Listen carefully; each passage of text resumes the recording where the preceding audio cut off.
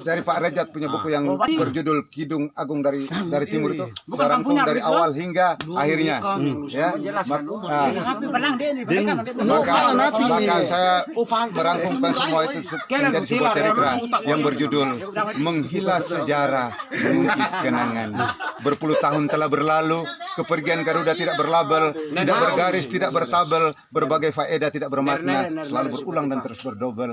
Aku ini manusia kecil, lahir di hutan, besar di kampung, pendidikan di desa, bekerja di kota. Sepanjang hidupku siap berkorban demi sesama, tidak ku kenal beban. Perjalanan hidupku penuh cobaan, yang baik dan buruk tidak kusangka, yang susah dan senang itu barang biasa, yang lahir dan batin cukup terasa, sehingga aku menjadi manusia dewasa. Dewasa hidupku berada di kota, pekerjaan yang aneh tetapi nyata. Kota kenangan ibu kota Jakarta, kota idaman Lampung Permai, kota kebanggaan Bogor yang nyaman, Tirosa Kupang kota kesayangan, Kalabahi Alor kota kemenangan, Laran Tukarenya kota ketenangan, daerah Lembata kota kedamaian. Bertahun-tahun ku rela menderita, selalu dipaksa meskipun tersiksa, seperti penjara yang tidak diperiksa.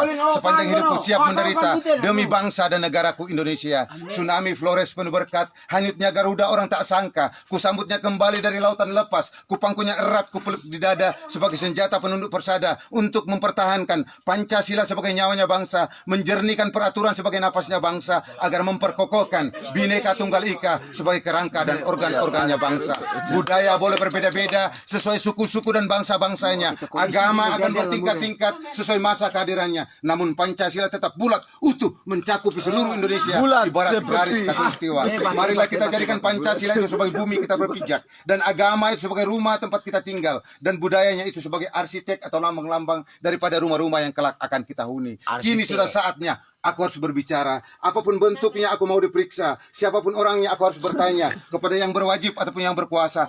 Aku ini hanya manusia biasa. Kini aku semakin rindu ingin bertemu Satrio Peninggit dalam menyampaikan sebuah wasiat untuk mengukuhkan Pancasila sakti dan bermotifkan Garuda Bakti agar menegakkan hukum sebagai pernapasan bangsa, melancarkan ekonomi sebagai pencernaan bangsa, menguatkan sosial sebagai reproduksi bangsa dalam pencerahan politik demi untuk membangun bangsa. Wahai saudara-saudariku sekalian, boleh percaya tidak terserah, ini hanya sebuah imajinasi. Namanya Pancasila itu milik dunia, satu-satunya berada di Asia, hasil penemuan bangsa Indonesia. Titisan darah Bahtera Surya dalam mempersatukan seluruh rakyat Indonesia. Barang siapa yang tidak searah, mohon maaf, jangan dahulu marah. Marilah duduk untuk kita bermusyawarah. Hiduplah bersahabat bagaikan saudara, melangkah pergi seiring sejalan. Garuda Bakti menjadi bukti, Pancasila sakti menjadi saksi.